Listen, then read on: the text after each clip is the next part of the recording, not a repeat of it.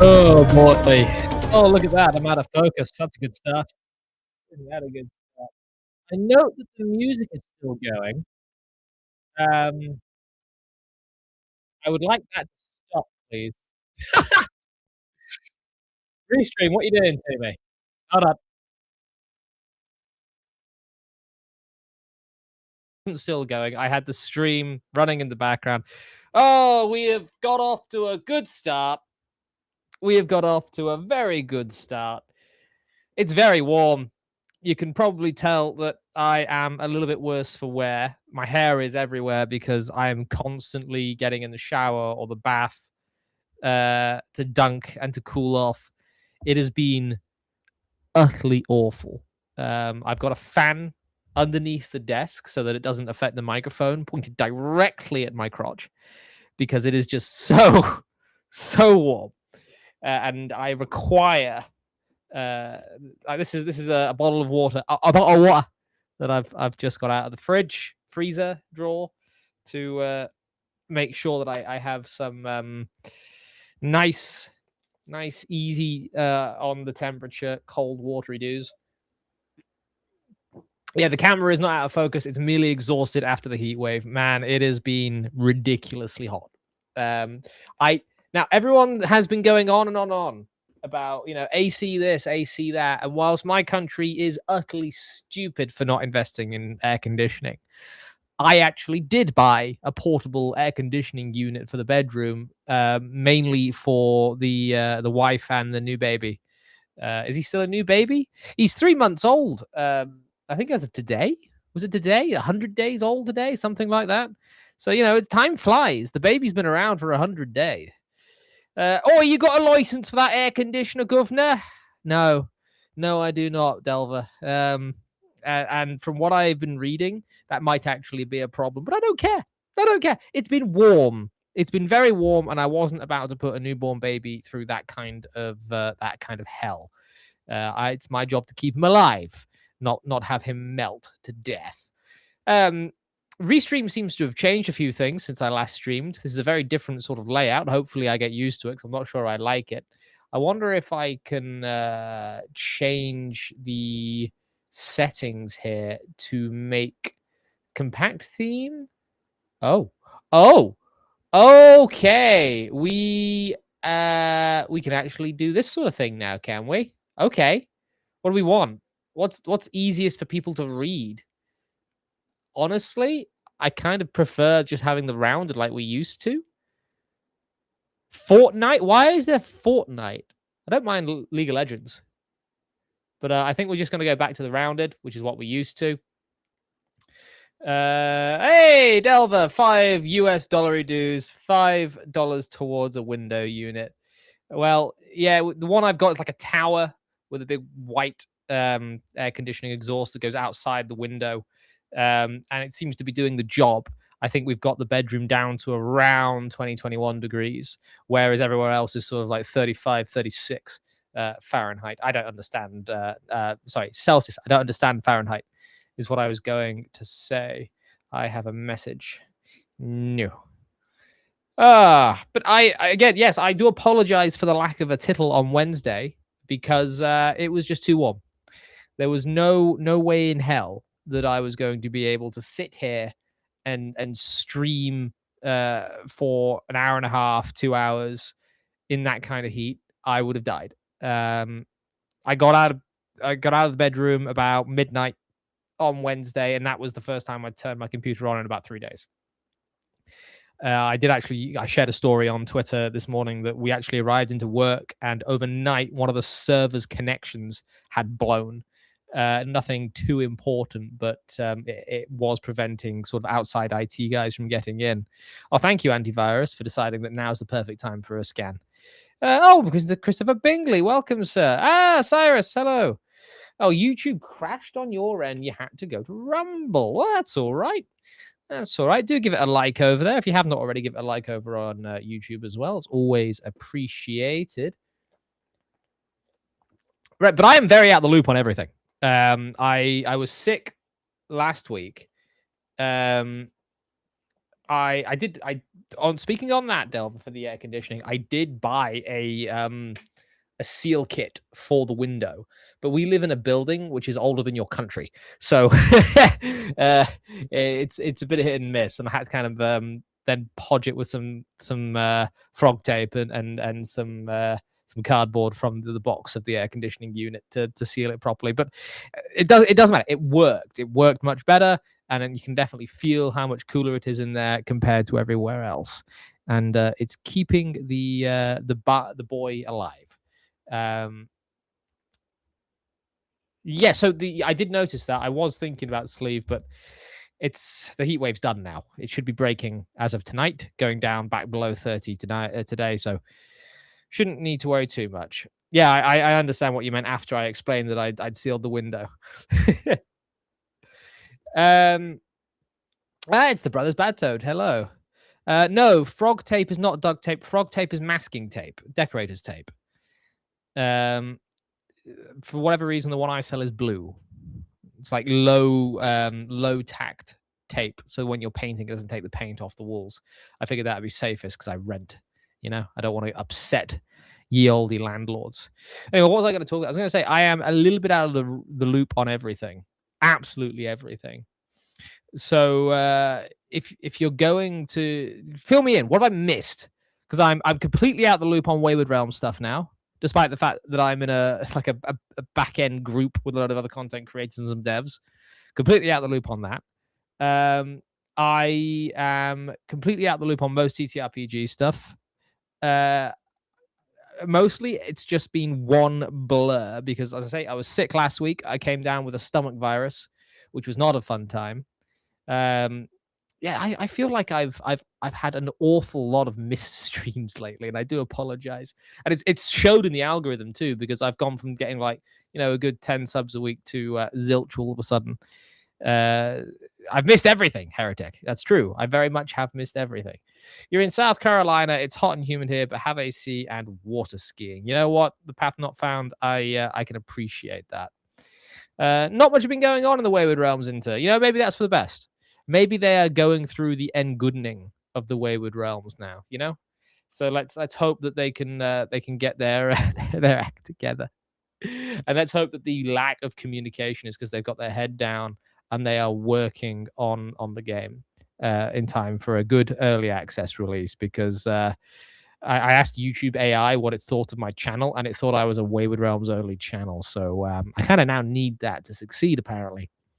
The painter's tape can possibly damage if you let it set on walls too long, depending on the heat and moisture from experience. But I'm not that invested. Harry, you like the shirt? This was actually Beans on Toast. I know I'm mirrored for some reason. Beans on Toast. This was my first ever Father's Day present from the boy. I have a feeling his mother may have bought it, But yeah, that was fun. I wore it to church and everything. I'm surprised the priest didn't sort of give me a strange look. He's been a bit busy though with first communions that have been going on the last few weeks. So it's you get in, you get out. Well, it's nice to see people are here. And I have not been forgotten to the sands of time, because I have not been very productive at all. I have not been very productive at all these last couple of weeks. As I say, it's all been a matter of survival at present. Heck of an allowance that kid has already. Just a young boy took some baby cash down to the shop and said, "That there shirt is my dad's." My dad lets me drive his JCB. Anyone else remember that song from a few years ago? It was everywhere. It was like the original Baby Shark. I wouldn't feed that slop to the volunteer workforce back in the Underdark. Ashray, you wouldn't know a good thing if it slapped you in the ears. Beans on toast is a delicacy. It is the nectar of the gods. Jesus Christ himself, I would hesitate to blaspheme, but I think Jesus Christ himself would speak very highly of beans on toast. Someone got very upset at me. for saying beans on toast is British. Beans. Heinz is Dutch from America. There's nothing British about that. It's like, man, you're taking this too seriously. Do you just nap from noon to 2? I wish. No, I've been at work. My office at work does not have air conditioning. The shop for the yard guys, when they're not working, that has air conditioning, and the other office for the back end staff has air conditioning. But me, the guy that runs the operation, no air conditioning. I may have bigged myself up a little bit there. Even I had beans on toast. Granted, the first time I ever had it was in the UK. Well, yeah, beans on toast is. My wife doesn't like it, but she makes it for me, and she does Heinz HP's Worcestershire sauce, the brown sauce, and she'll do like a circle of halved toasts, and then she will put beans in the middle, and then in the beans she'll do a smiley face with the brown sauce, and it's very good indeed. And you know, one thing that I have done before in years prior is you take a thick, like Chicago oven pizza, pepperoni or all the meats or whatever, and you take that, and what you do is you get your beans, you put it on top of the pizza, and you get your brown sauce and mix that in with the beans. It is delicious. I wonder how many people I've just sort of made recoil in horror there, but that's a very good student food. Is there a variety of beans they always bake? There are. I mean, there's varieties of beans, but baked beans are the way to go. Beans, Worcestershire sauce on toast means very, very good. What do you mean no beans on pizza? What's wrong with beans on pizza, Cyrus? There is nothing in the world that is wrong with beans on pizza. The only reason that anyone would have to sort of refuse the beans on pizza is if they liked pineapple on pizza. And you wouldn't like pineapple on pizza now, would you, Cyrus? My stomach just tried to reject the last thing I ate. Oh, man. Honestly, try it. Oven pizza, beans on the oven pizza, Worcestershire sauce, HP's Worcestershire brown sauce. It's very good. Nope. Oh, man. Oh, I've got notifications blowing up. Give me a mo. Yes, thank you all for sharing the stream. If you have not shared streams to things, please do, because it helps out an awful lot. And I've got a lot of catching up to do in the Yoldi algorithm. I've got a lot of catching up to do in general, really, because we're gonna have to go and have a look. So Brass only started doing YouTube because I started. Now I will die on that hill. The Brass Drake, right? He started doing YouTube content because I was doing it, and but fair play to the guy. He has blown me out of the water. His videos are excellent. He's on 3.6K subs now with 43 videos. The guy has just destroyed me. Like, some of these videos are getting 50,000 views. I'm seeing there. 41,000 views, 16,000 views. It really is quite impressive how he's managed to just blow up in the algorithm. Druid shape-shifting or druids playing environment control. I play resto druid. I like playing healer druid and support druid. That's kind of how I play it. My World of Warcraft character that I got to max was a resto druid. I played heals. And the reason I did that was because I like holding the lives of the party in my hand. And there were many times where I could tell the tank, if you carry on pulling more than you can handle, I will allow you to die. Jeff from Denkar, 5 Canadian dollary dues. Thank you very much, sir. Beans and toast. Beans on toast, sir. It's something from my grandmother, a war bride from Nutfield, made for me and my brother with a side of fried eggs. Good memories. Indeed, sir. Who is this guy? This guy is about dead, Michael Dale. That's what this guy is. But welcome to the stream. But is there anything that I need to address? Is there any controversies I can talk about? You see, into you, you seem surprised. Why would you be surprised? He's a beans on pizza guy. You're not wrong. Real healers are just executions of their own part. You have my permission to die. Well, you see, I prefer caster druid. Druids have access to some great damage spells. Yeah, but it's not their main job. Well, I played a druid in D&D several years ago. It was a Circle of the Stars druid, and I played him. Yeah, I mean, he had some transformations for utility because, of course, he does. But I played him as a portent finder in the stars, as a buffer, a healer, and that he didn't really do much in the way of damage, but he could debuff the enemy, crowd control, and all the rest of it. So I like that idea of support play. But the issue with my friend group is I often find that when I'm part of the party and not DMing, is I often become de facto leader or de facto main character because I have, I guess, a more outgoing personality, which is a lot to say because I'm quite introverted. But among introverts, I'm quite extroverted, apparently, which is why I do this. Why dead? Work, mini jack, Vix being rough on me. Well, no, I've maybe been a bit rough on Vix, but it's the heat and the work in the heat that mostly killed me. The boy's been fine. The boy's been sleeping fine. He's maybe caused a little bit of trouble here and there, but he's figured out how to roll around and how to shuffle around on his back, so he is kind of mobile now. So I've got to keep an eye on him. It's all good fun. All good fun. I love being a dad. I do love being a dad, mostly because I leave the hard work to Vix. Untold Destiny is dropping the intro to basic. I believe I read Untold Destiny, and I in my head I saw the FPS something Destiny made by the people that made Halo, and I can't now remember the name of it. Don't call me Shirley, heretic. Oh, wow. What's the Bungie's shooter they've just cancelled in favor of Marathon?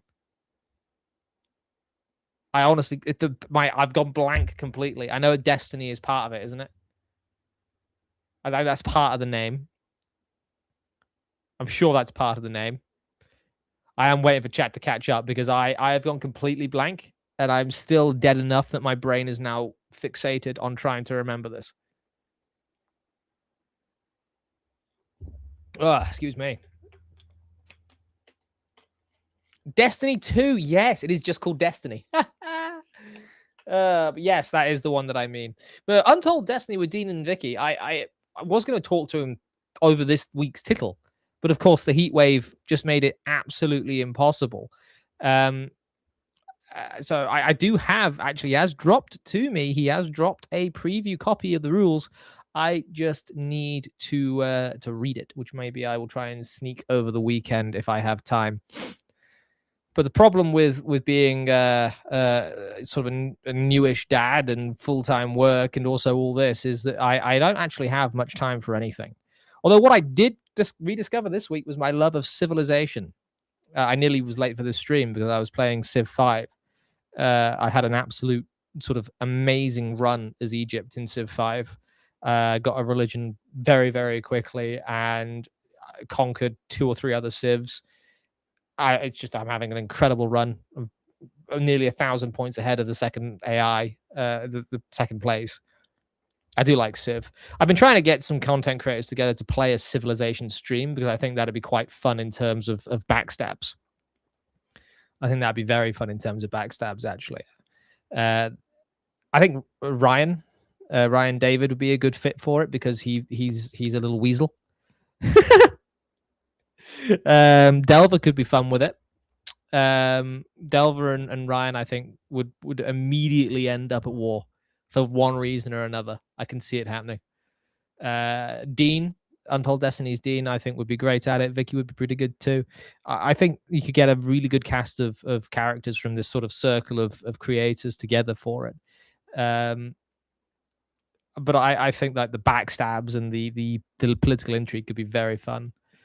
Revolution was easy mode, Ashray. Didn't play Galactic Civ. Although I have been tempted to play those games before, but they're always really expensive. And the issue with modern gaming is DLC, because I feel I can't approach a game without expansion packs now.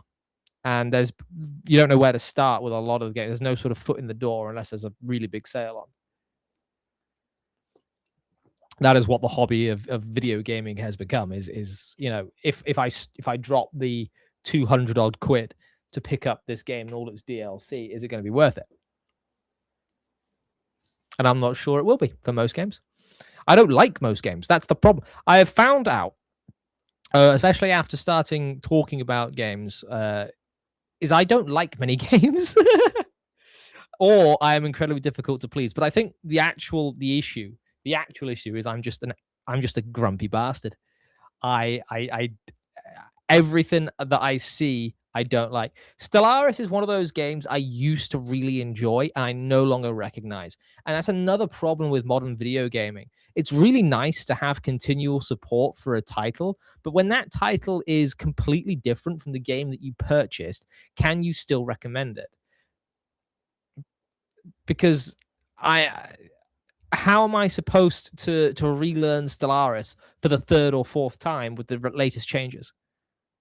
I tried to with some friends, and I couldn't play because everything that I knew about that game was gone. Inter's like, dude, ditto. Since Interested in Gaming began, I've been wondering, do I even like games anymore? I have to wonder. Is it us that changed Inter, or is it games? Oh, look, it's the wife. Hello, wife. Everyone behave yourselves, and no one tell her that no one tell her I was bragging about, you know, being her husband in very lurid ways. Hey, Vindicta, how have you been, mate? Congrats on the partnership. Congrats on the YouTube partnership, Vindicta. You know, it's really cool because I'm seeing I'm going to sound really magnanimous and also really douchebaggy at the same time. You ready? It's really cool because all these creators that were smaller than me when I started are now doing better than me. Aren't I just the best springboard?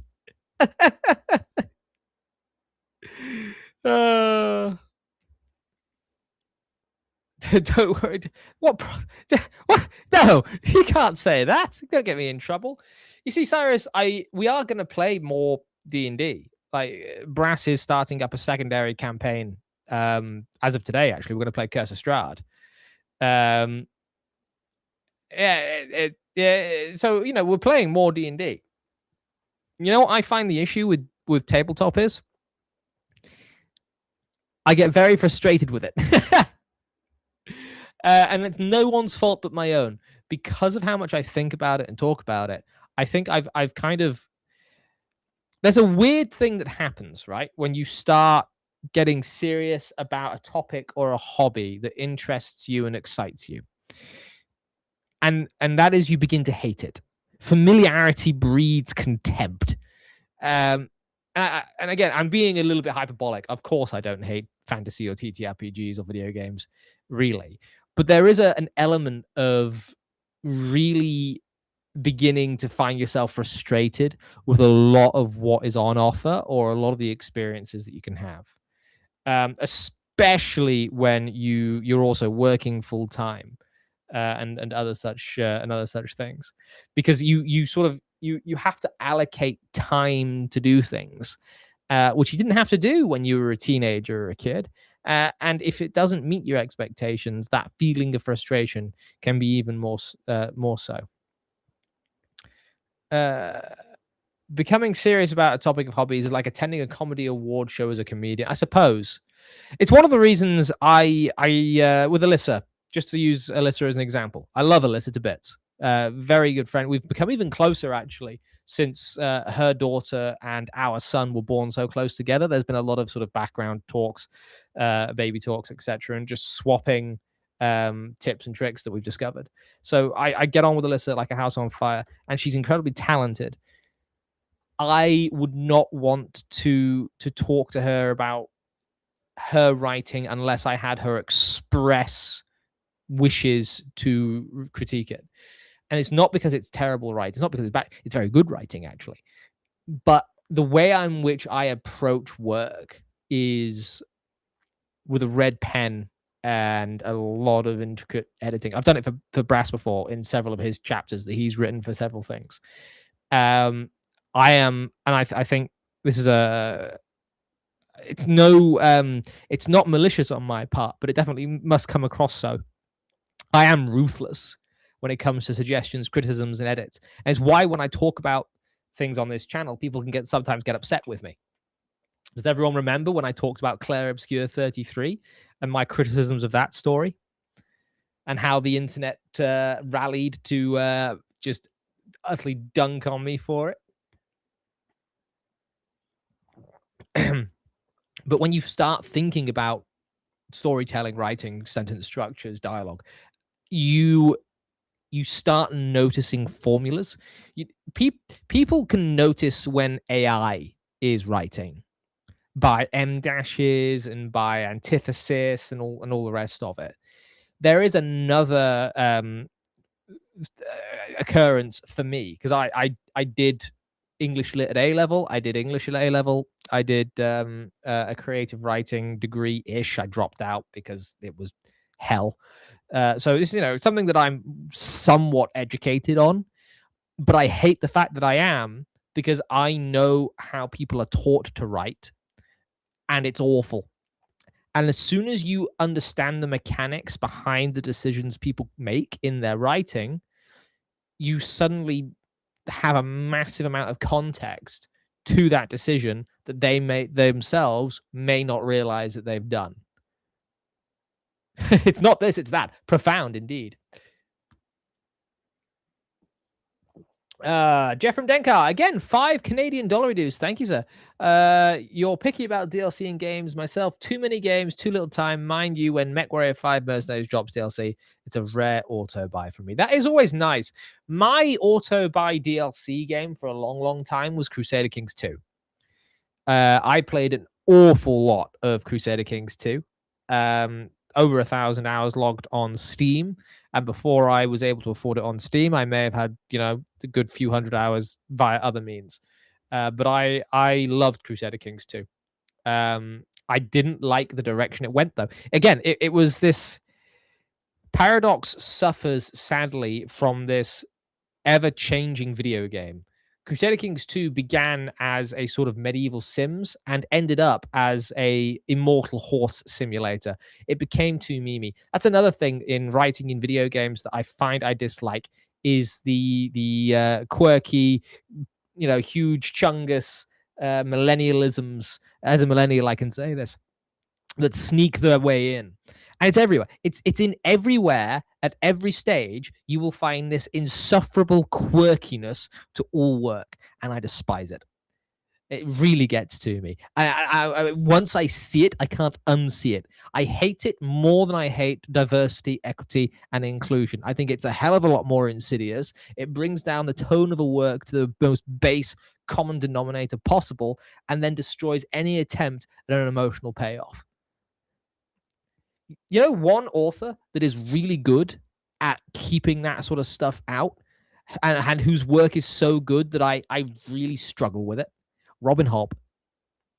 The Fool's trilogy, I got about 2.5 books in, maybe 3.5 books in, and I got to a point where I had to stop because I was too invested. I was feeling too much. Robin Hobb is an incredible, incredible writer.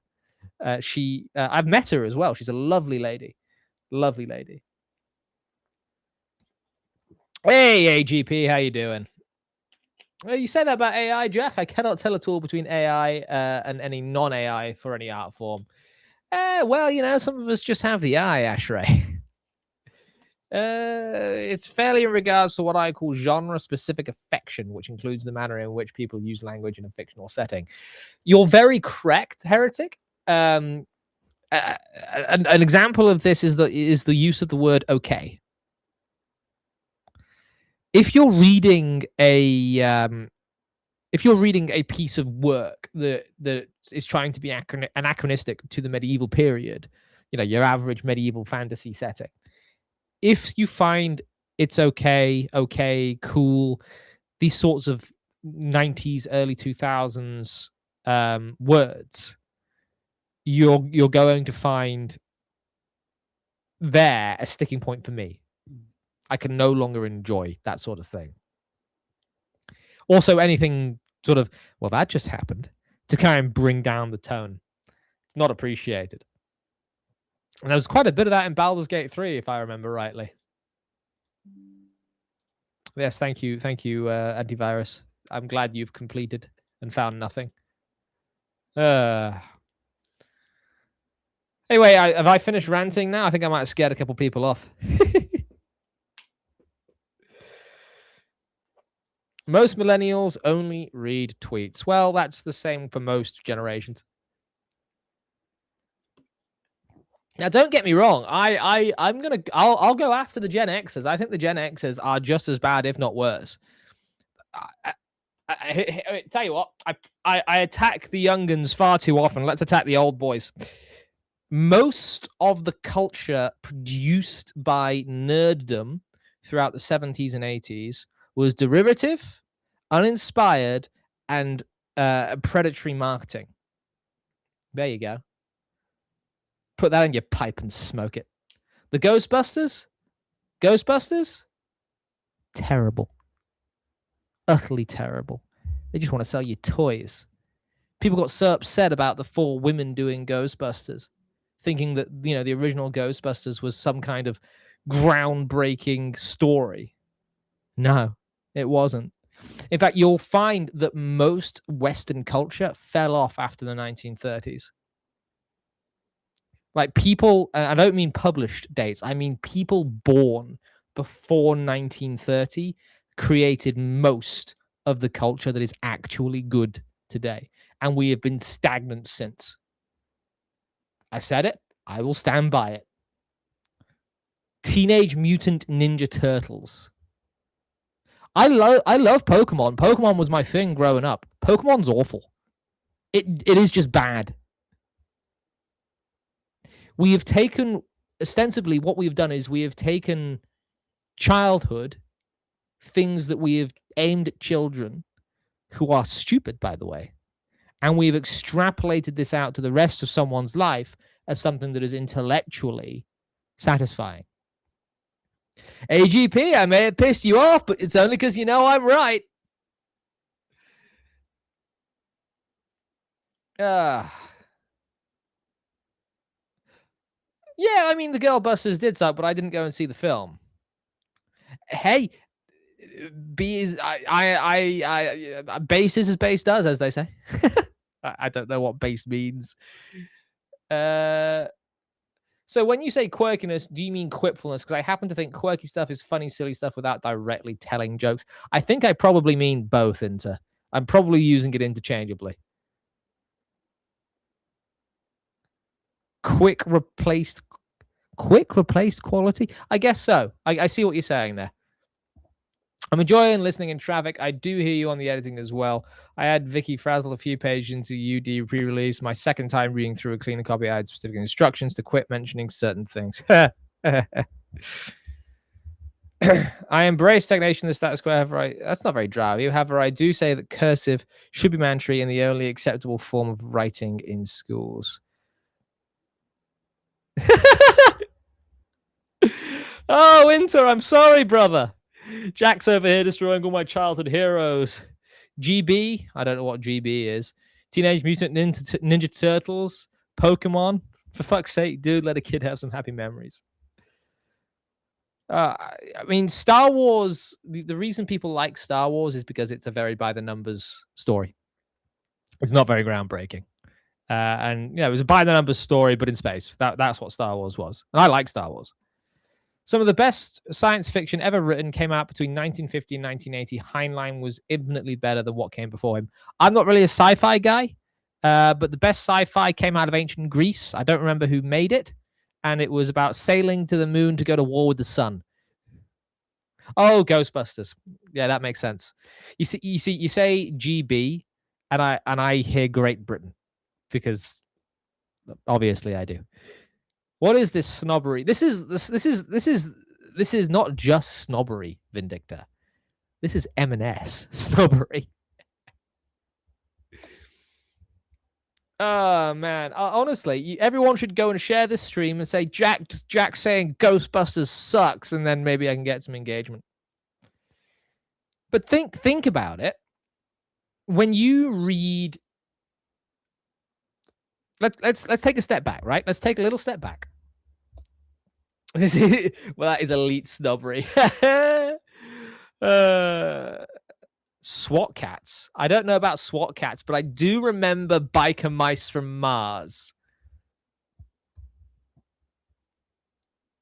Anyone ever watch biker mice from Mars? Because that was a trip.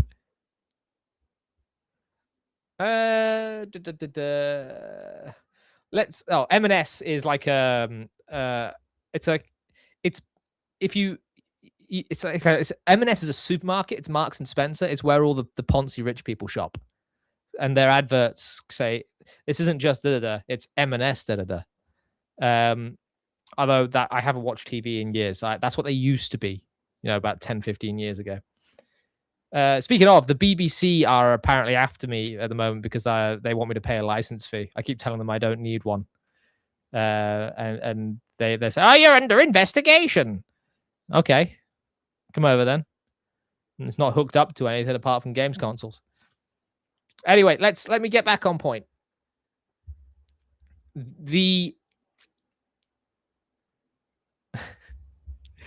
All these cartoons were great. That's Bagpuss was okay. You're entitled to your opinion, mate, even when you're wrong. Well, thank you for funding these wrong opinions, Steve. I appreciate that. Gargoyles was interesting, but let me take a step back and just examine your culture as a Westerner. Examine your culture, and by that I mean as an English speaking Westerner. Examine the culture that we're on. All right. Our greatest works of literature today are what? What is ubiquitous as great works of literature? And I don't just mean stuff that is good. I just mean the thing that the culture has embraced in a zeitgeist. The answer is sadly Harry Potter and Game of Thrones. And I do specifically mean literature, things that began as books. You could also say Twilight, but that was a very much flash in the pan. Sherlock Holmes, not so much. The Lord of the Rings was part of the zeitgeist, but I'll get to why it's not in a moment. So what you've got are two. Tolkien is not at the moment part of the ubiquitous culture, and I will explain why in just a mo. What you have got at the moment is a culture that has embraced mythology through the lens of George R.R. Martin and J.K. Rowling. And the rest of that that spins off from that foundation is mostly video games, TV shows, and films. Now, I like video games. I'm not a fan of TV or film. But those three categories, video games, TV shows, and films, are really, really weak at helping us form culture. And that's because they are fast food. I know they take a long time to make, but they are technically fast food because you are consuming them too quickly. You consume it. You don't even think about processing it because it's a passive form of entertainment. Video games are slightly different depending on the game. And then it's gone. And it's always the next year's release, or even the next season's release, even quicker turnaround on how you are consuming this media. Books tend to be a very slow affair. They take a long time to write if you're doing them properly. Series you grow up with. I grew up with Harry Potter, reading all those books, didn't see all the films. And as you read these things, you ingest what these stories give to you and you kind of internalize it to a certain extent. And that is what our culture has at the moment. It has Harry Potter, Game of Thrones, and a mix of slop. What we had prior to this, from men born before the year 1936, let's say, we'll give it a 6-year cutoff date. You had Tolkien, you had Dunsany, you had Howard, and lots of these other authors that wrote and created in a way that was prior to standardized public education, which means they didn't have their ideas completely and utterly stripped from them by a system designed to make them work in factories. I did indeed read your super. Thank you for funding my wrong opinions. Think about it. You when you consume, you should follow your own advice, Vindicta. When you consume, C.S. Lewis as well, yeah. When you consume media, in whatever form that might be, and I hate to use these kinds of words because it's very clinical, you are taking in the product of a mind which has been molded by the modern education system. And that modern education system is designed to put forward ideas contrary to the mythological basis of the genre that is fantasy.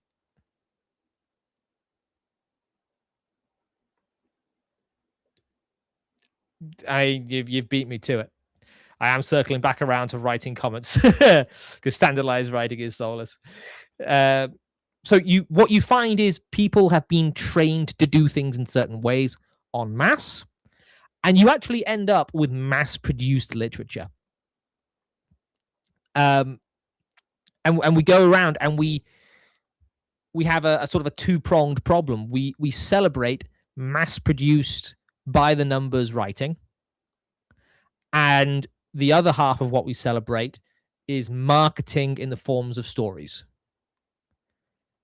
That's why I don't particularly like films. And it's people go, oh, you haven't seen da da da da. The reason I haven't seen da da da da is because at its base level, and I do mean this, for most films I have ever watched, most of them suck. If you actually take the time to think about the films, I'll put it this way. The Critical Drinker. Who watches the Critical Drinker's videos and how he bashes on new stuff? I remember a load of stuff from the sort of the 80s and 90s, which was worse or just as bad in very different ways because it was designed to push product. Hey, Euros. You could have kept them. Oh, thank you.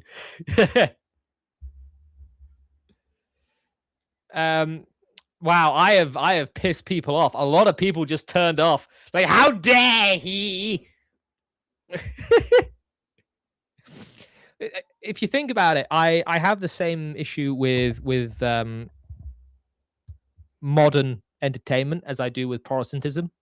It kind of masquerades as what is the best and always has been, but there is actually a wealth of stuff that came before, which is far greater. Yeah, I mean, Chris, eventually people just carry on bashing woke politics and they completely forget that they're also building on sand. So you can bash the wokies all you like, but most of the people that do that don't actually have a worldview that's coherent themselves.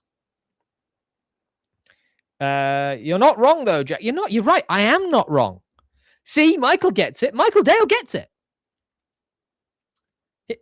Smart man. Read the Bible because you're resetting your mind from the current BS. Jesus did overcome the world. Well, it's funny you should say that. Which Bible? Which Bible do you want me to read? I read. Not sure if I ever read all of it, but I read the vast majority of it, I believe, through high school. But I read it in such a hapsodical way that I'm not sure what I did and didn't read. I made sure to share your stream, your contentious opinion for X and Elf's channel. Oh, brilliant. Oh, brilliant indeed. Catalyst Game Labs abuse of Battletech and Shadowrun is sad. Yeah, well, if you're reading Harry Potter to the baby, then you're not the woman I married. Some skin changes got a hold of you. Oh, well, thank you very much, Brothers Bad Toad. But what was I actually saying? If we just take a look at Conan, for example, and we read, I've got the Shadow of the Colossus somewhere, the Black Colossus, there it is. If you just read the opening, and I've used this example on stream before, if you just read the opening to the Black Colossus, only the age-old silence brooded over the mysterious ruins of Cuthkemes, but fear was there. Fear quivered in the mind of Shevatas, the thief, driving his breath quick and sharp against his clenched teeth. He stood, the one atom of life, amidst the colossal monuments of desolation and decay. Not even a vulture hung like a black dot in the vast blue vault of the sky that the sun glazed with its heat. On every hand rose the grim relics of another forgotten age, huge broken pillars, thrusting up their jagged pinnacles into the sky, long wavering lines of crumbling walls, fallen cyclopean blocks of stone, shattered images whose horrific features the corroding winds and dust storms had half erased. So imagine that kind of writing is not done anymore and is expressly, in creative writing groups that I was in, expressly talked down as too wordy, too flowery, too complicated for people to understand. Dumbing down the story, writing, and the rest of it to the lowest common denominator of the world. That is what your 80s movies did. People just got sillier still because you carried on dumbing it down. You should read the original Grimm's fairy tales to the baby. Well, the wife's already got that in hand. Can you read from the beginning? I feel like you skipped it. That was the beginning. That was the beginning of the Black Colossus. It's a small intro section before the story gets started. What I will say is we can go back further. We can go back even further. You've got to be slightly careful.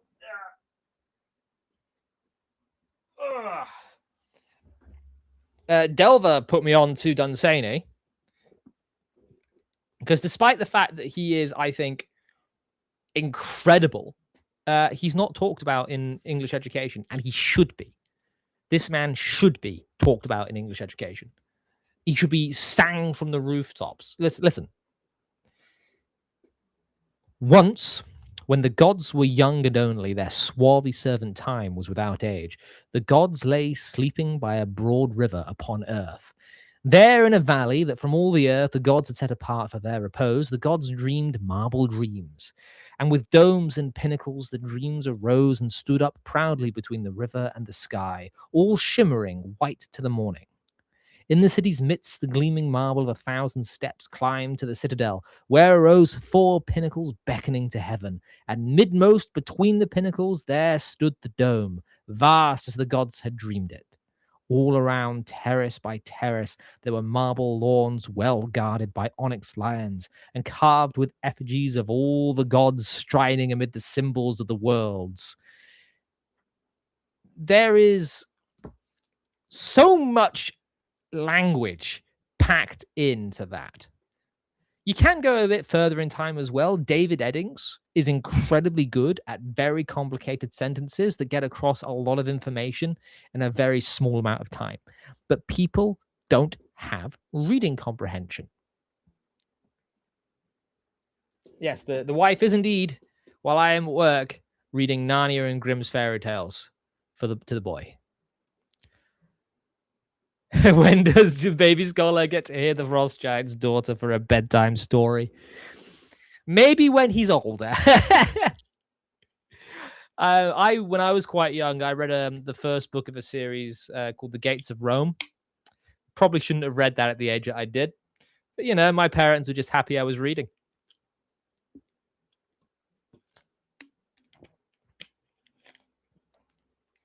Yes, the camera is indeed mirrored, I'm afraid.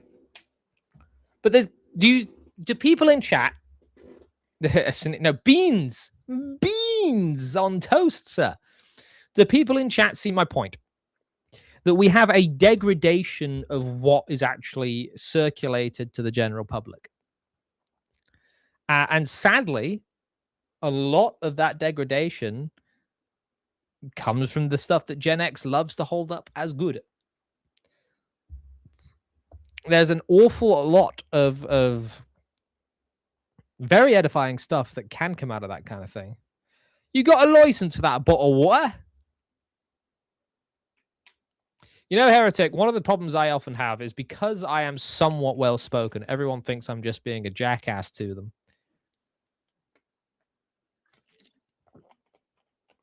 I think one problem you'll find a lot of is nostalgia can very often give rose-tinted glasses to a lot of what people grew up with. But the stories and myths of yesteryear still persist even today and overarch the nostalgia of the 80s and 90s. Back from walking the dog, has Jack attacked any of my other sacred institutions while I was AFK? Knight Rider, Jurassic Park, 80s hair anime? Well, what I did was I read an excerpt from Conan and an excerpt of Time and the Gods by Lord Dunsany to show with evidence. I'm not just saying this to rain on people's parades. I do like the rain. What I'm trying to say is that there is a degradation in literature and what has come out of the culture since 1950 odd. There's a few exceptions, but most of what people like is just bad. Objectively worse than what has come before. It is structured more poorly. The language skills are worse. I am not at all able to escape this. My formation is in this same stuff. And what I'm trying to say is look at what they stole from you. Look at what the education system has stolen from you. It used to produce Lord Dunsany's and Tolkien's and Howard's. It used to produce these people by the fistful. And now it produces J.K. Rowling's and George R.R. Martin's. Actually, it doesn't even produce that anymore. It produces whoever's writing the slop on TV and on your streaming platforms. It produces people who think that the what needs to happen is the character needs to be a certain color to appease certain groups that may watch the thing.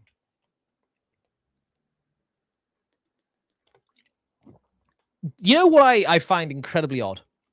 And this is not a modern critique. This goes back. I think I could actually apply this critique to the Dragonlance Chronicles as well. And I enjoyed reading the Dragonlance Chronicles. There's a very basic rule in storytelling. And this, again, this comes from my formation, so I will critique this as well. But there's a basic rule that a story needs three things to be a story: a beginning, a middle, and an end. Would anyone in chat like to tell me the last story they read or experienced through film or video games or what have you that had all three: beginning, middle, and end? And if you can, tell me what year that story or game or whatever was made. Because I think a lot of the issue that we have now is that we don't actually structure stories anymore. What we have now is live service stories. Yeah, there is not any original creativity, my dear. You are absolutely correct. Absolutely correct. But that's not necessarily the problem. The problem is when you can no longer iterate. what you're saying is true. They are recycling. They're not iterating on. The kingdom of heaven is, after all, like a mustard seed, and the genre of fantasy is very similar. It all stems and grows. But I would be monster romantasy is monster romantasy reminds me of that meme. What is it? Where women do stuff like this or say stuff like this and wonder why every major religion has precepts against them, going back as far as time can go. Because I've seen some dark things, but monster romantasy is a, oh boy, it's a very strange psychological web that is woven there. Very strange indeed.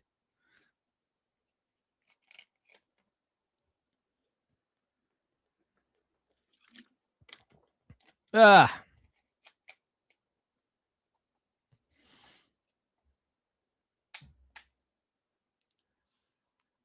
Well, we've been going for about an hour. I might go and have a quick break. Quick wee and a cup of tea.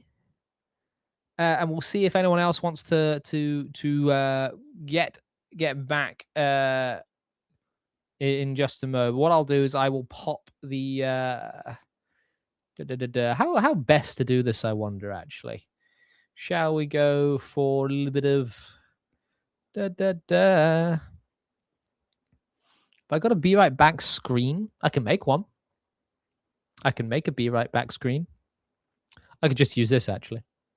I'll just use this. Right, chaps, gonna go for a quick toilet break, get a cup of tea. If you guys want to do the same, do like and share while you're at it. I will get the captions up here. Do I have? No, I don't. I will make one. Add. BRB. Add. There we go. That should now start ticking. And we'll put a bit of music on while I'm gone. BRB with elevator music. I was actually thinking we go for this.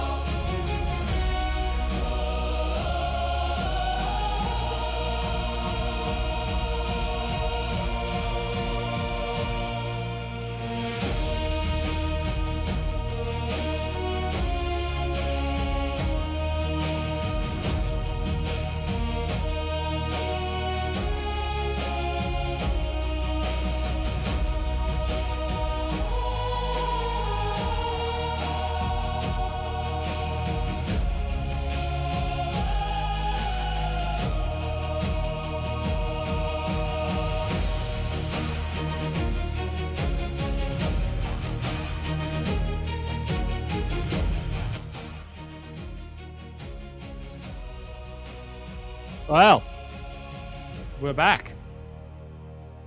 We are back indeed. Welcome back. Welcome back, me. I just sat down. Oh, good. I'm out of focus.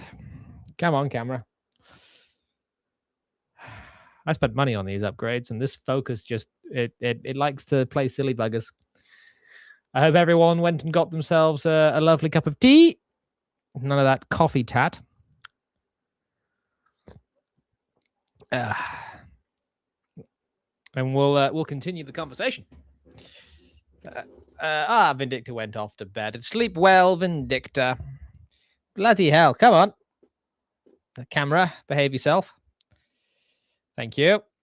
Right, and it's done it again. It's done it again.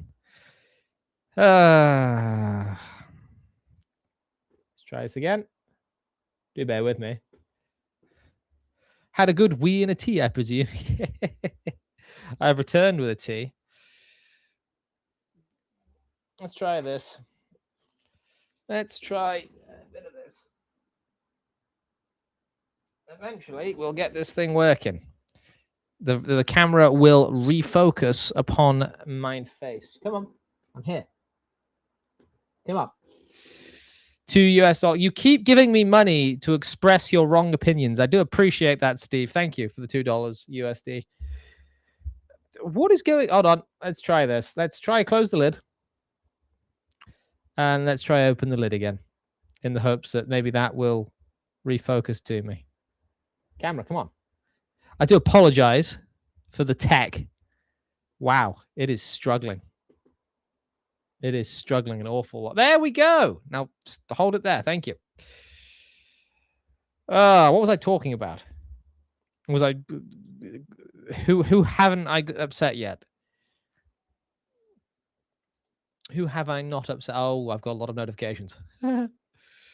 Jack's out there saying Ghostbusters and other 80s and 90s stuck. You're not wrong. You're not wrong. He's coming it all. Well, thanks for the repost, guys. I do appreciate that. Use the break to go back and listen to your readings. Oh, lovely. You see, that's a dedicated friend. If only everyone was so dedicated. Would you like to hop in, actually, Enter? You're more than welcome to join me in here if you fancy a chat.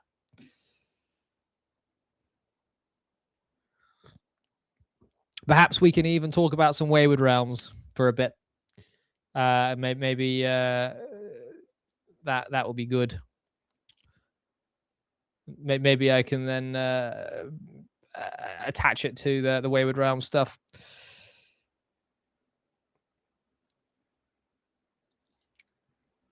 But I will leave that up to you, sir.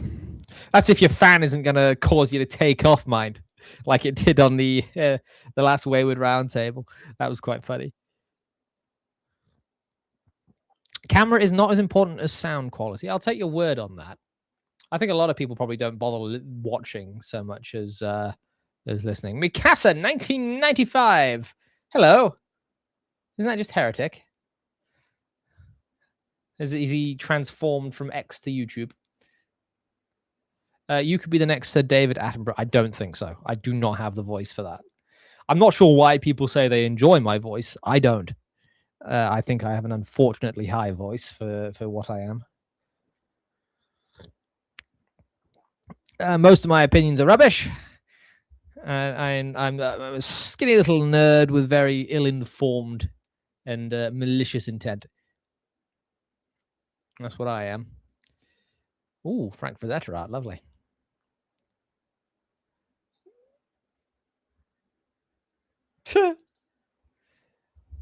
It's very funny watching the Warhammer people fight each other. Oh, Kyrie! Well, hello, madam. How have you been? I've not heard from you in a little while. Daggerfall Unit's got to level them magics, but I might take you up on it. Well, if you want in, just drop me a message on Discord, and I'll drop you a link. But no, it's good to see you, Kyrie. Very good to see you. So I'm so out of the loop on everything, including the elf stuff, that I I've forgotten who most of you are.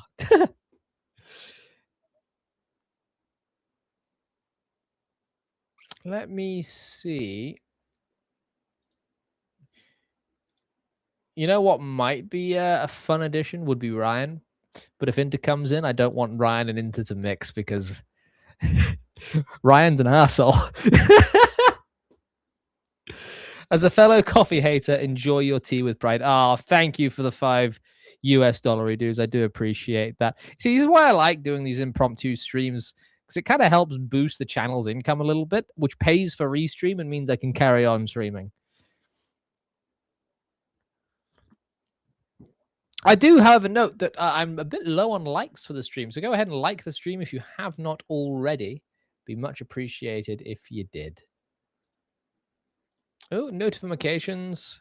Oh, Sable. Oh, I don't think I could show that on stream. You see, I get why people like coffee, but okay, here's another opinion, a hot take for you. Life is very busy, Kyrie. So, coffee is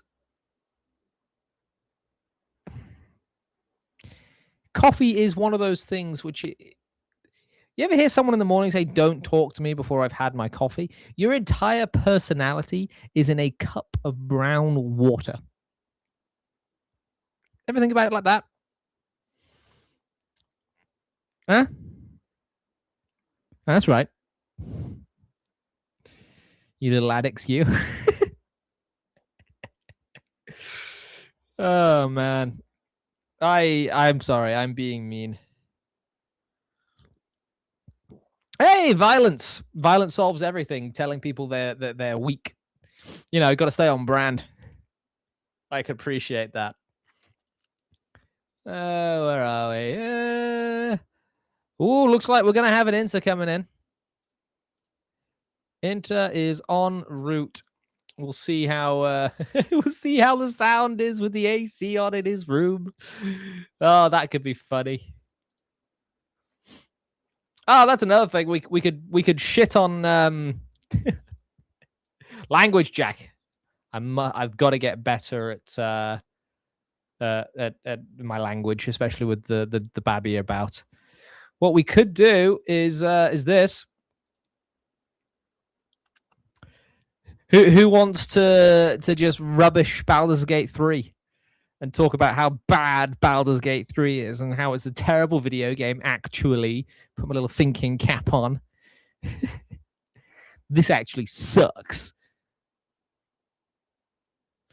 No, Paladin Steve. What prevents you from harming prissy little tea drinkers is the ocean that is between us. You don't yourself possess a personal boat, large enough to make it across the Atlantic in good time.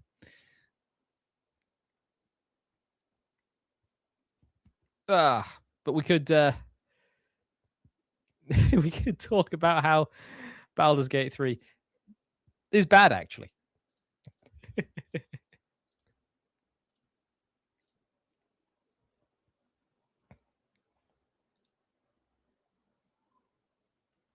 And my husband's dulcet tones. Hey, baby, I'll give you these dulcet tones.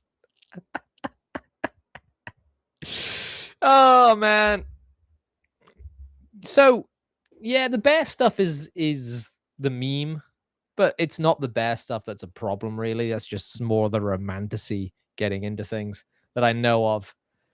Speaking of boats, I need to play some more Windrose at some point. I kind of played it for like a week solid, and then I burnt myself out on it.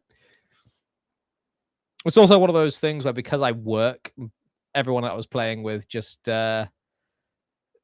outstripped my progress completely.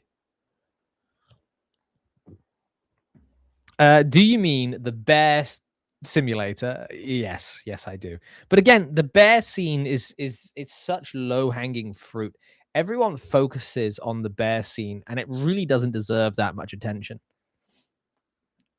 I mean, you've got a game where there is so much critique that could be made, but everyone gets so tribal about it you can't actually talk about the stuff that's important about the game,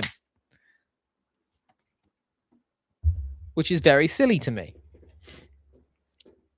One thing that I really dislike about this kind of content that I like to do is how you can't do it without people assuming tribes. One thing I've come to know or come to understand is even people who I am technically close friends with assume a lot about what I believe because they don't actually listen to the things I have to say. You'll find a lot of people, and this happened when I came out with the apolitical fantasy video. A lot of people immediately assumed that I just wanted to insert right wing politics into games, which is actually a tacit admission that they are the people inserting politics into games, by the way. But that's another a talk for another day. But no, I just don't want political messaging. I want messaging that overarches epochs. So we shouldn't be focused on messaging for a particular social idea that is relevant for a decade. Because that's this whole woke stuff. It's gone through several iterations, but the woke stuff is 10 years of life, guys. Everyone got so bent out of shape over feminist frequency and people like that. Completely irrelevant now. In fact, they're so irrelevant, the people that were fighting them on the internet are now political influencers doing completely different things off the back of it. That's how irrelevant the woke stuff is. Completely irrelevant. There are such massive things at play behind all of it. And people get so hung up on the bear scene from Baldur's Gate 3, they can't see the wood for the trees. Something I said on Wick's show last year or the year before. You can't see the wood for the trees. I said that to David Jaffe, the guy that made God of War, because he was so fixated on certain things that he couldn't take a step back and look at the larger picture of what was actually happening. This is why I don't try. It's why I try not to talk about things in terms of bashing the wokies, because it is such a small snippet of critique one could make against anything that's come out in the last 100 years. But hey, that's just my 2 cents. I think there we are. I can invite Inter, and maybe Inter can calm me down and stop me from stop me from making silly comments. Yeah, that's how it goes. It's how it goes. Even the brothers Bad Toad are not immune to people having too much progress. One thing I have been thinking about doing is maybe breaking out my old Nintendo and my DS, because I've got all the old Pokemon Game Boy games on there, and maybe running through a couple of them in my spare time. And here he is. It's Inter. Hi, Inter. What are you doing down there? I don't know. Am I supposed to be down there? Hold on.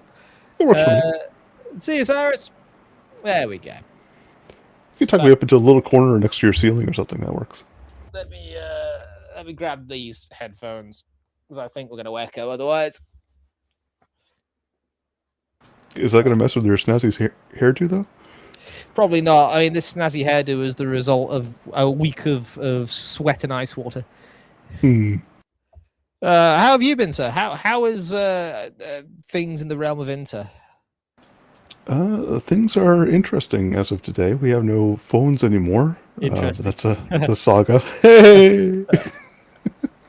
No phones anymore? No, we're going through a change of internet service provider, and the motivation is that they are a lot cheaper than the current or the previous service that we were using. But good grief, their customer service. I cannot say enough bad things about them.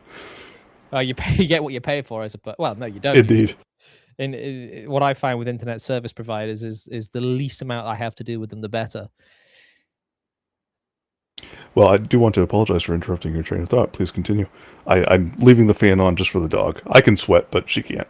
No, I understand, man. I mean, if you need the AC on, you need the AC on. It's an impromptu stream. These guys aren't going to complain. If they do, I'll slap them. That's right. Violence. Ooh. Solves everything, I've been told. what was my train of thought? I don't know, man. I'm just ranting in the heat. All I've got's a fan as well in here.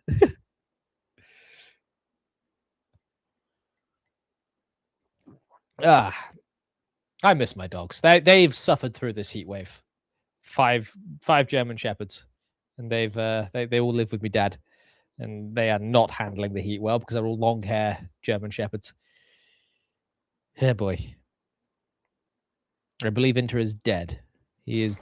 Oh no, there we go. No, not that. Just giving you room to speak. Let you get back onto your train or your I'm soapbox, gonna be whatever. completely honest. What was I talking about before you came in?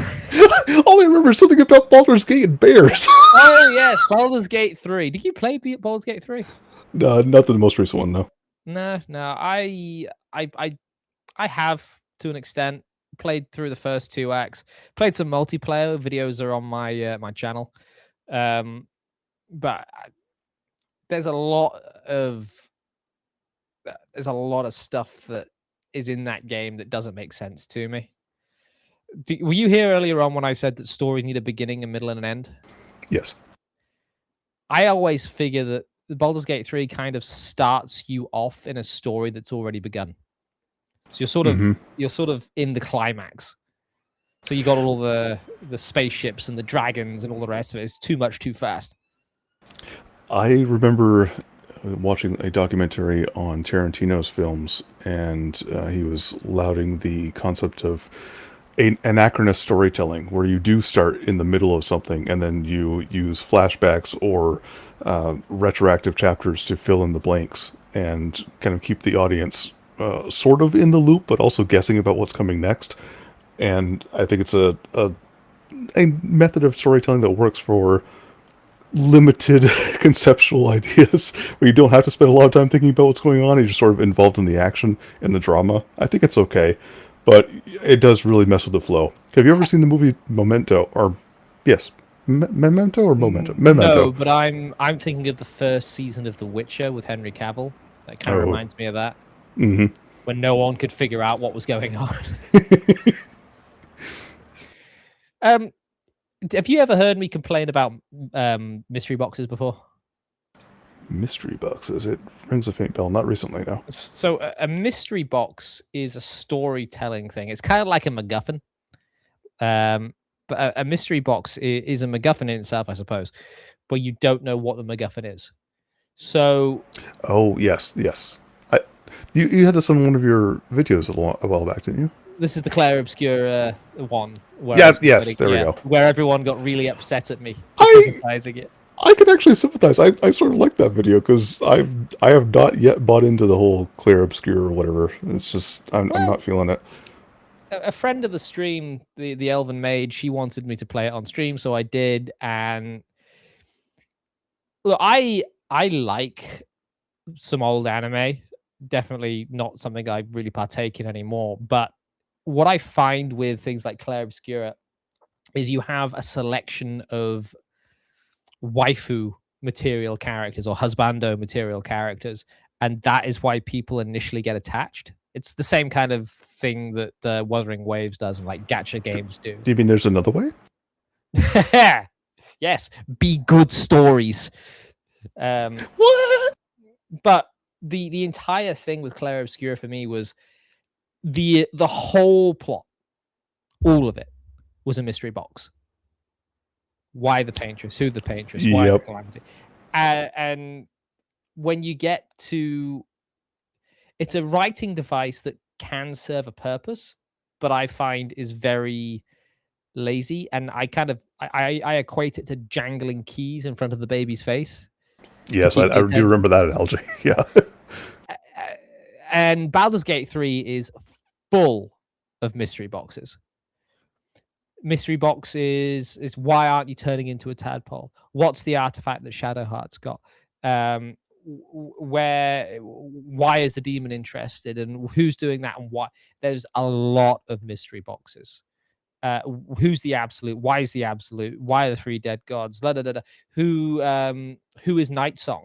Every step of the way, you've got overarching mystery boxes, and then everything else is also just mystery box after mystery box after mystery box. And eventually you kind of get fed up of opening boxes.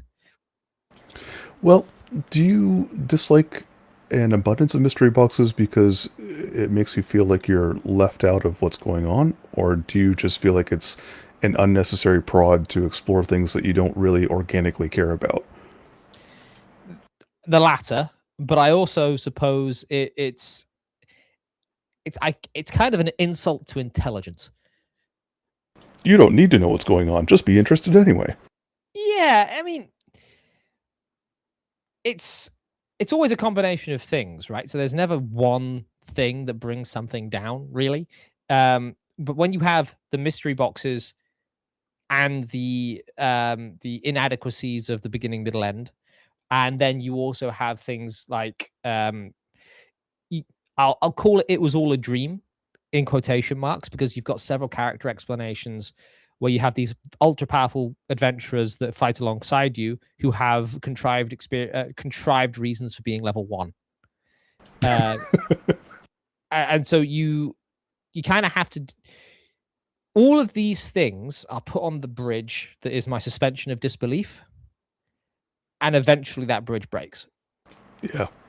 And it broke immediately with Baldur's Gate 3 because you'll put me into like a Renaissance medieval fantasy setting, and I'm on a spaceship fighting dragons. What? That's how the game starts. You're on a spaceship fighting dragons, Okay.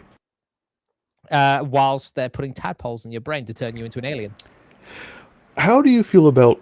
Okay, so we understand mystery boxes are not so pleasant. Do you think they too closely relate to foreshadowing? And I think foreshadowing is quite a nice tool, even though there can be an overabundance of it.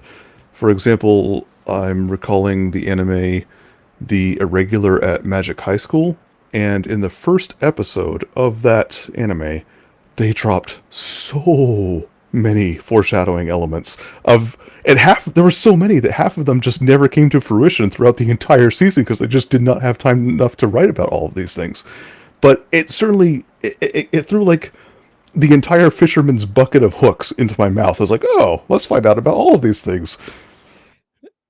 It's okay if you can get a payoff, but Yes. when are you the kind of person that will vary the meals they eat throughout the week, or are you the kind of person that's happy eating the same meal every day for weeks on end? It depends on the mood I'm in. I think I'm more emotionally driven with my eating. But it also depends on my budget. You know, if I was Mm. back in my early days of being in the military, I would most definitely eat the same thing every day because that's what I could afford. Very true. Very true. Nowadays, though, I'm just too picky. I have to have variety.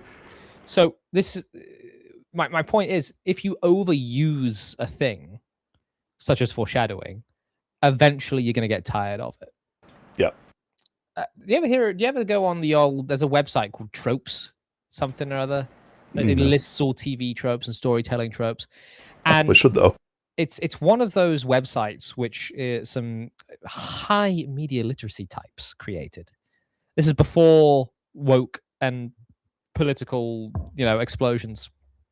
I remember this in 2007, 2008. And this website basically lists tropes of stories like rescuing the princess and that sort of thing. And the insinuation beneath it is that you shouldn't do these because they're cliched. In fact, one of the first lessons I learned in university was do not be cliche, and they beat the word cliche over the head. They beat you over the head with the word cliche. But what we Is that a cliche, though? exactly, but what we forget is that the tropes exist because they serve a function, and Yeah. when you overturn those functions, you have to replace it with something. Otherwise, all you get is chaos. I actually had an idea for a story a few years back that was going to be called Action Movie, and it was going to be making fun of all of the tropes that I personally despise in movies. And the title that I just told you, Action Movie, was going to be Action with an exclamation point and then movie with a question mark. Action movie? You need to have like action exclamation mark colon Yes. and then like underneath it in the subtitle movie. Yes. Man, that's funny. But what I mean is, people try and overthink and be too smart about everything and end up at the same place they're trying to critique. It's really funny. Yeah, the circularity. Yep. I'm not immune to it. I'm Oh not. no, certainly not. I'm not for a second saying that I'm the best writer in the world. I am, however, trying to say, hey, there's perhaps other things we can think about outside of the bear thing when there's so much more structurally wrong with Baldur's Gate 3. It's a very impressive game in sort of like the technicality of the branching quests and dialogue paths and the amount of stuff they've written to kind of cover all those things. But it gets ruined when you hit the next big Chungus quirk moment. Hmm. I think AGP has a good point though about themes. We can sit here and critique, tropes and such and cliches all we want, but a theme is something that I think is actually quite pivotal to a story, especially if the story has sequels. You want to be true to what the story is about, and that requires staying on topic, basically keeping to the theme.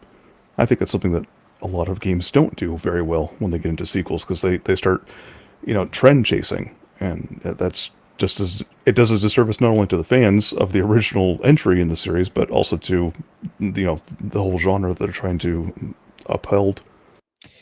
There's another facet to what you've described there as well, is that we've talked about how things can't, there are games that miss a beginning or things that miss a beginning. And if you start tracing trends and foregoing the theme that made things strong in the first place, you suddenly miss an end. Oh yeah, very good. Yeah, good point. So many things just continue rather than end. Tangents. Yep. I think one of the things that Tolkien did that was very prescient, very smart, was cancel the sequel to the Lord of the Rings, because he had created a self-contained story which was fine. It didn't need a sequel. It could have appendices, it could tie up loose ends like that. It didn't need to go into a whole other sequel of things. And then I think that's one thing that we fail with in modernity, because something is there to make you money, you don't want it to end. You can't make that Yep. end. It's one of the things that I like about the Wayward Realms' pitch is that the story ends when you think it's done, and then you move on to another character. You think that is what they're going for? Well, it's what they've said in a couple interviews with me. It's like you technically have infinite gameplay, right? You technically have infinite amounts of stuff you can do on one run through, one character. But let's say you have an idea of, oh, I'm going to play this character and I'm going to accomplish this goal. And Oh, okay, yes. once that goal is accomplished, that character his journey is ended. So, Well, the foreseen journey, sure, but couldn't you sort of do a little, I don't know, a little break in your mind, and 5 years later, the character comes back and they're off on a new adventure because something momentous has happened in the interim, and they must go out and do this new thing. I can definitely see that happening, and that reminds me very much of Guy of Warwick, who was a medieval figure, like maybe mythological. I'm not sure. He was a medieval figure that there's loads of stories about him, and it's all of them end with like a happy ending, and then it's an and then. Like someone Yep. else thought up something else that needed to be going. Like what he starts off doing stuff around Warwick, and then all of a sudden he's on crusade, and then all of a sudden he's in Italy and France. So it's like, oh, this is just the action figure of the day. A Renaissance man. Mm. What else is like? Let's. So, how about this? What about me, who's sort of a completionist, even with something as ridiculously large as the Wayward Realms? Would you think I'm entering into a fool's errand to try to consume as much content as I can with a single character, or do you think there's Definitely more sense? Do you think there's more sense in making a pointed character who is built for a mission, and go out and accomplish one goal and then start over something else? Well, the majesty of what's pitched in the Wayward Realms is it can do both, right? Like you Hopefully. can bear with me.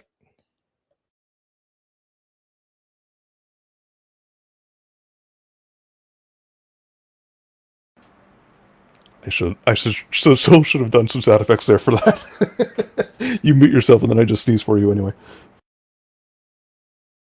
A two.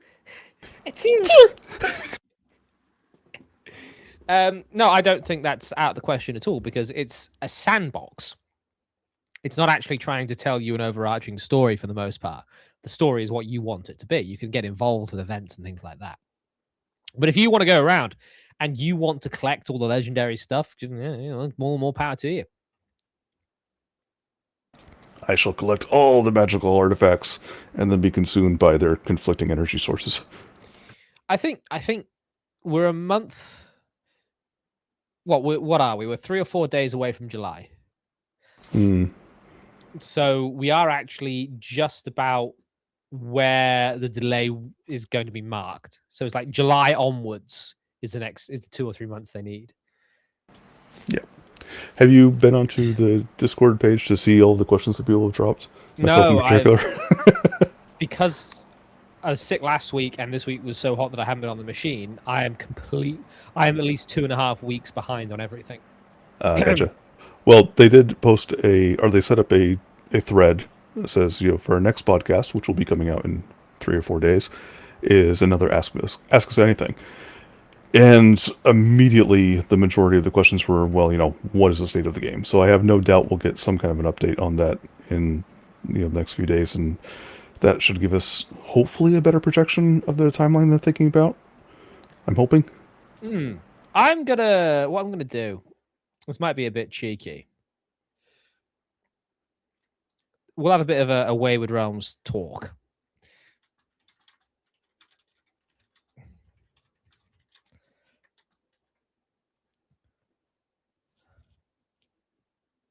We'll see if we can get a couple of them in here, and I'd like to kind of take the pulse of the community, maybe.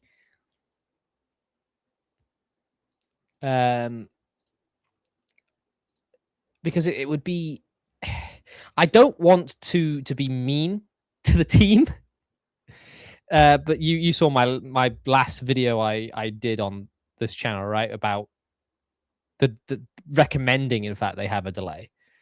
Yep. I honestly, I hope that as July starts happening, with now a month's worth of extra work, we do start seeing a couple more screenshots or videos or just something which is a little bit more red meat. I like crispy. Do you think I was maybe too harsh in that video? That they should be further along? No, I think it's fair. I do have a question, though. Getting back to your beginning, middle, end thing. How well do you think that notion of having beginnings, middles, and ends translates into something like having a character who is built to go out and do one single objective?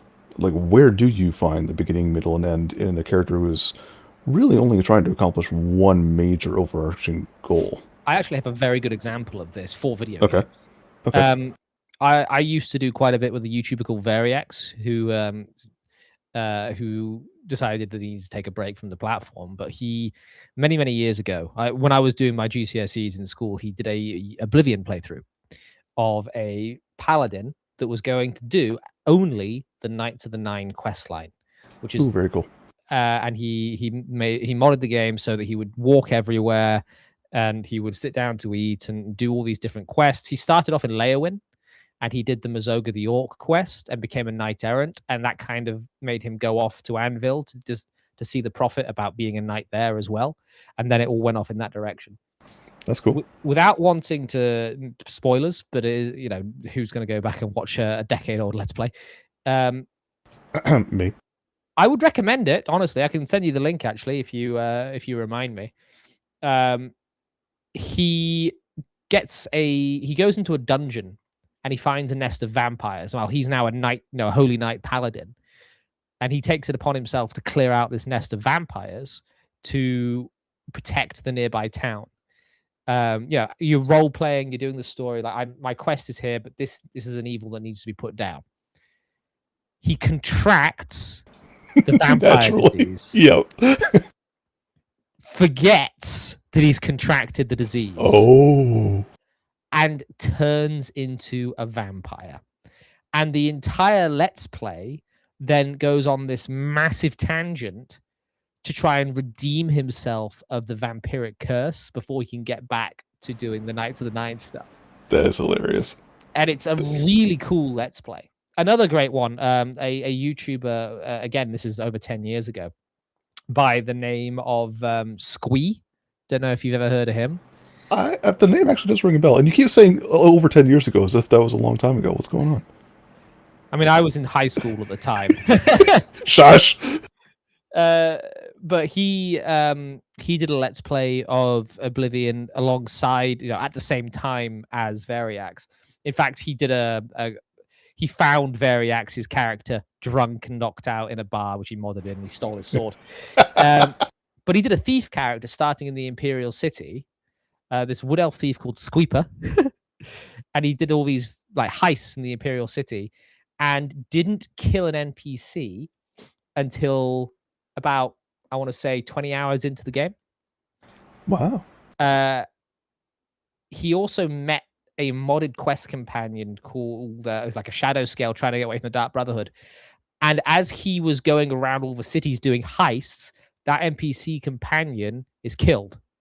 And so he then goes on a massive tangent with Dark Brotherhood stuff as well, and becomes a chosen of Mara, becomes immortal, and all the rest. So you've got these huge tangents that this is why I'm looking forward to the Wayward Realms, because Oblivion is one of those games that has enough sort of simulated AI where these things become possible.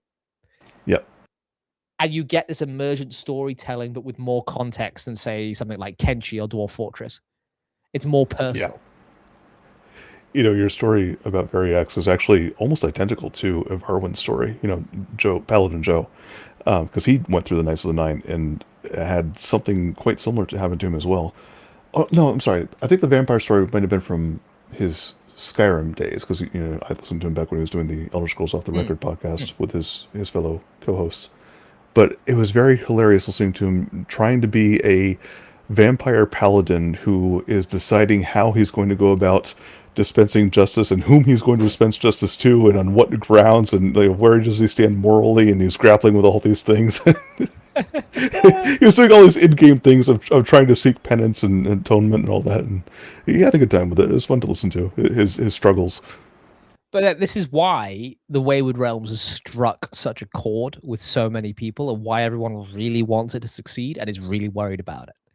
Because this idea of a Daggerfall successor and having this sort of atmosphere of an older Bethesda game where this was encouraged.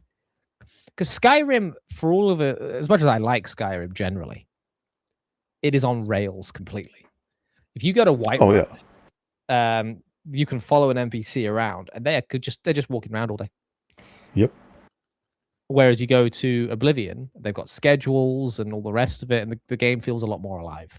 You actually find out where they sleep and what time they get up and why it takes them so long to open up the darn shop in the morning when you're trying to sell something. Because they're coming from the next town for some reason.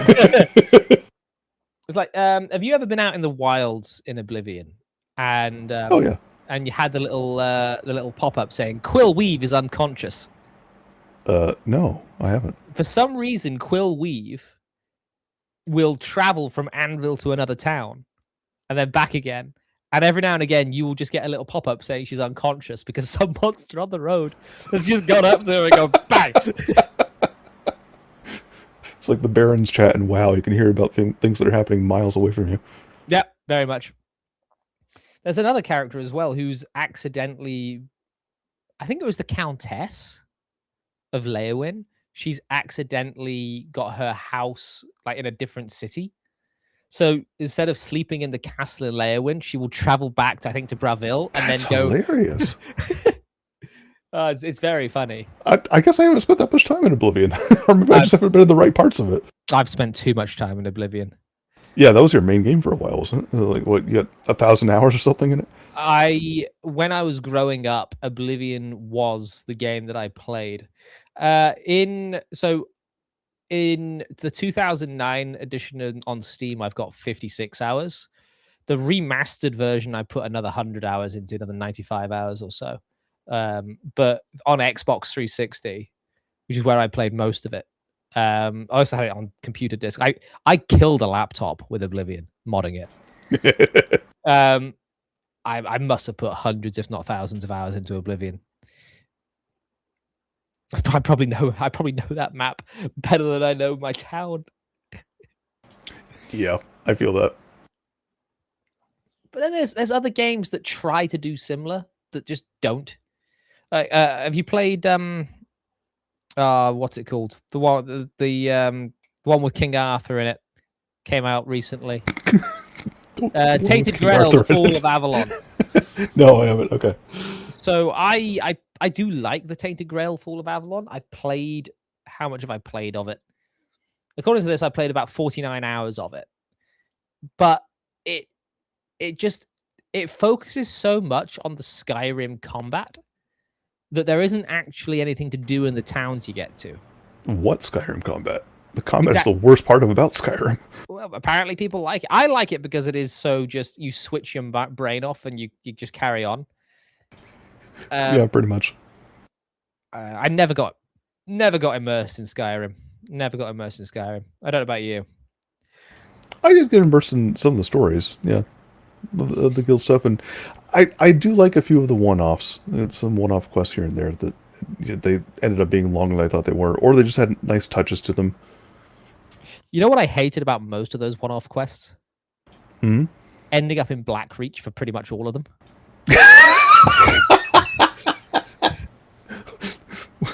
That's what you get for trusting dwarves. You ever fight the dragon hidden in there? What? No, spoilers! I'm kidding.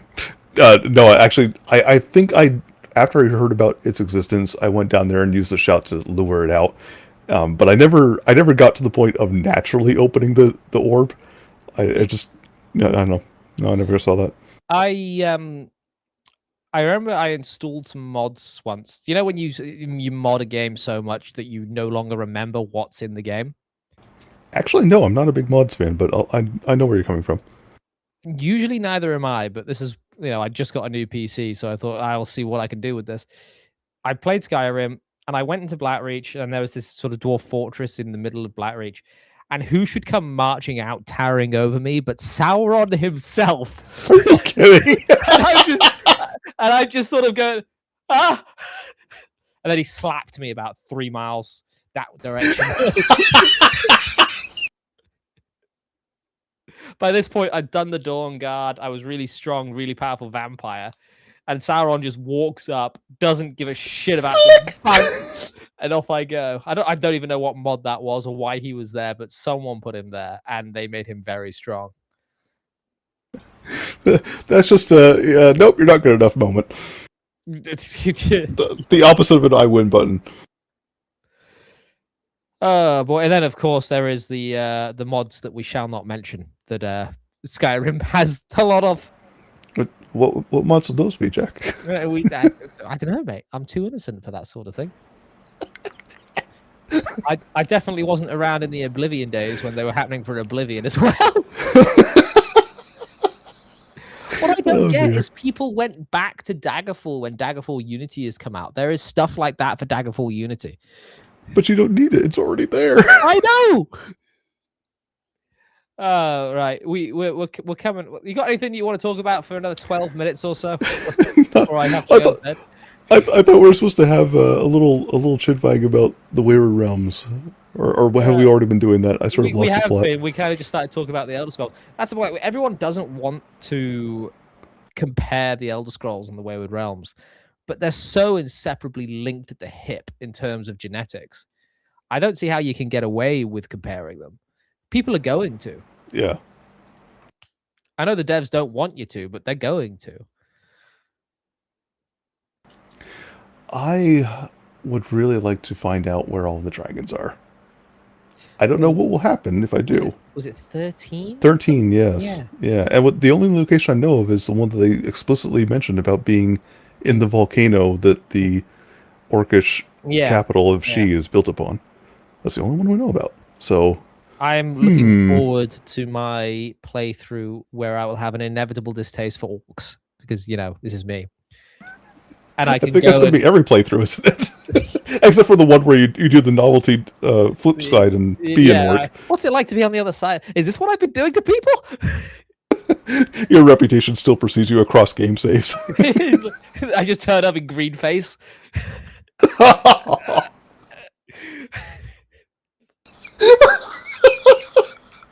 can imagine that. Hello, the looks. walk.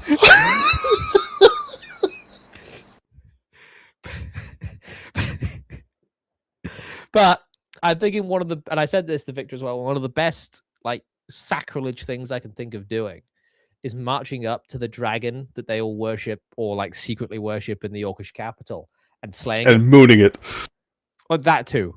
That's teabagging maybe a little bit more permanent. But I am worried about that though, because these dragons are supposed to be epic, massive things, like divine things, not Skyrim pansy dragons. I really would be concerned if they actually let us slay them. That doesn't seem very canon friendly. I think you're probably right, but there are ways to slay dragons well, even as martial characters. But aside from trying to get into the topic, then we can do a stream on that actually. How would one actually go about slaying a dragon? Like, I worry, based on what we've seen from the Wayward Realms so far, that we will ever get to a point where the dragons are animated, anywhere near as atmospheric as what they want it to be, because we haven't seen anything from the Wayward Realms other than some really rough stuff in months. Again, I'm being harsh because I want them to succeed, but I remember I did a second interview, the Electric Boogaloo interview. You can go back and watch it, guys. Where I actually said, because in the first interview they said they had they'd posted about a build that they now had working, and I brought it up in that interview, and Michael and Victor kind of just looked at each other like, eh. So I'm worried, concerned. Something that concerns me is one of the questions I put forth for their upcoming Ask Me Anything was about the sound effects of the game. I think one of the biggest letdowns for major atmospheric effects are major atmospheric scenes, such as being in a chamber with a dragon there, the walls of the mountain reverberating its voice. If you don't hear the dragon's voice, because no NPC talks in this game, what is that going to do for your experience of having the presence of that beast in front of you? I think it's going to lose a lot. Even if it was just a sound effect of like a rumble when the text box comes up. It could add so much. I'm not too fussed about no voice acting. I'm very much a fan of reading, but I do take your point. Sort of the theme of this episode, yes. No, I think you're very right. There's that you could even downscale that. A lot of RPGs could learn a lot from horror games about sound effects. Yeah, sparsity is a very powerful tool. Say you go into a cave and it's quiet apart from drip, drip, drip. Yep. Like one thing that you've probably noticed with Daggerfall is the jump scares. A few of those. Because you can hear the mob somewhere, and then all of a sudden it's there. I may or may not have let out a few girly screams on my streams already. Yeah, I'm right there with you, brother. I'm right there with you. Fucking. No. I have concerns over the Wayward Realms at the moment, and I hope that in the next couple months those are put to bed. I'm happy with it being rough, but it shouldn't be as rough as it is at this stage. I sort of feel like a devil's advocate here on the topic of their Steam store page material. They've received criticism from a bunch of people that the material that was made a while back in Unreal Engine should be removed from the store page. And they keep saying, well, that is the target that we were aiming for. We want the game to eventually look like that. and that's fine. But I think one of the main reasons that is sort of going missed by a lot of people is the fairly obvious one that they can't put anything new up until they have something to actually show. And as you just stated, it's too rough. The other reason being, well, it's they did sort of contract with Unreal Engine to put that stuff up in the first place, so they're sort of within their rights to have it there. But as a devil's advocate, it's really false advertising. It really is. If the game's not actually going to look like that, it doesn't matter how much you want it to. If it's not actually going to look like that, you probably shouldn't be showing it. Yeah, I mean, I've said this, like, I backed based on the gameplay trailer from a couple of years ago now. Yeah. And that gameplay trailer made me think things were a lot further along than they actually were. Good grief, yeah. The amount of not money, the amount of effort they must have put into that just to get that running. That game there, I want to play that. That would have been fine. Yeah, the golem, the Cyclops golem coming up behind you with thump, thump, thump with the sword dragging along the ground. Yeah. Shivers up my spine. And the resurrecting zombies, the animated thing on the wall, the climbing on the house, Niles, the goblin, the sailing looked good. It all looked fine. Toodaloos, AGP. Oh, see you, AGP. Cheers for the $2.79 Canadian. It's always very specific amounts of money from AGP. It's probably just conversion, I imagine. But no, I have my concerns. I really, really want them to succeed in a very big way. Because I want to play the game, but also if they fail, it's going to be a massive confidence knock for anything that tries to do what Daggerfall and Morrowind and Oblivion's done. Yeah, I feel like they're walking a tightrope in multiple different directions. They need to make this work with so limited resources, and that's one tightrope. The other one being, yeah, they are going to set a trend one way or another. This is something of a template or a prototype or an experiment of how to make a game of this scale, and if it doesn't work out for them, maybe somebody else can come up and pick it up and run with it, doing better than the other guys. But if the prototype doesn't even give a good idea of where it should go, maybe nobody else is going to be motivated to even try again, and then we'll never get something like this. Well, maybe I'll win the Euro Millions, give them a couple mil. There we go. But it's all very well and good to have the passion, but it's been in development for several years now. I know there was an engine switch. The way they spoke about the engine switch and the progress afterwards was everything was going swimmingly. Mm-hmm. Yeah, so I have my criticisms of how things have been handled. I know I've simped for them quite a bit in the past. I think now more of a critic. But they've still kept me around. They've not they've not tried to keep me out of things or hide things from me in the group chats. So I can only imagine they're happy for the criticism. And that gets back to a point you were saying earlier in the stream. It's been eerily silent, and I do believe they are probably just doing so because they have their nose to the grindstone. I have to believe that, because what other option do they have? Even on the Discord, they've been pretty quiet from my limited checking in. So I believe they are just really trying to put their next best foot forward, and I hope they do it right, because they need that sturdy leg to stand on for the next couple of months until it actually comes to our hands. And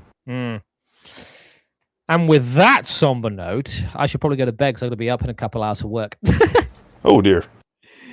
Cheers for joining me, mate. We'll have to have a much ado at some point, I think, like about everything that's happened, rather than just sitting down impromptu. Maybe do a pre-recorded thing. Anyway. Goodbye, all. Good night. Good night. Go and subscribe to Inter at Archaic Alibi. I'll probably Inter's Odyssey. Yeah, Inter's Odyssey. In fact, what I can do is I can get your link. Look at this. Professionalism. Hey, in the chat there. Look.